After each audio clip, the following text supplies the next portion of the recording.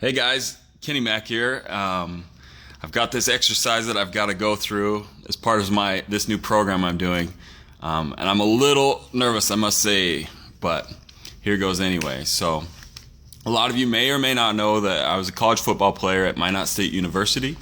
I got a scholarship there.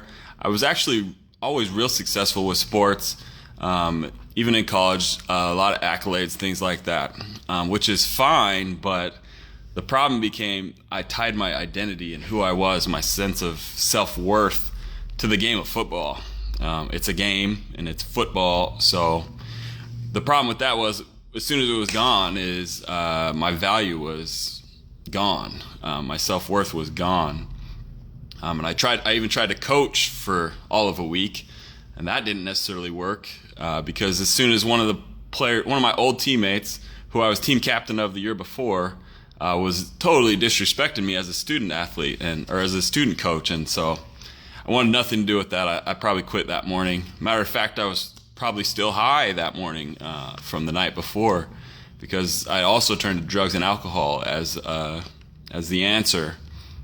I proceeded to make a big mess of my life, including dropping out of college, selling drugs, a whole bunch of other messy things that I wasn't real too proud of. I even put on 25 pounds of fat and just made a huge mess of my life. Finally, fall came around, and one of my best friends came back to school, and he convinced me to get back in and jump in that semester. We'd graduate together. What up, Bergen? Thanks a lot, buddy. So Bergen also got me back in the weight room, working out with him, trying to put some muscle on, and I started to feel good again. I started to feel my old self coming back. But I mean, I wasn't all the way there by any means, but a lot of the old me was starting to come back. And as part of my classes that semester, one of my jobs was to work at some of the local fitness areas. And at one of them places, I became coach, personal trainer to one of the 16-year-old athletes. And he was tough to work with. None of the other trainers really wanted to work with him.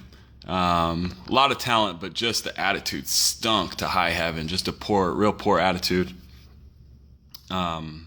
Anyways, working with this kid, I showed a lot of patience, a lot of resilience,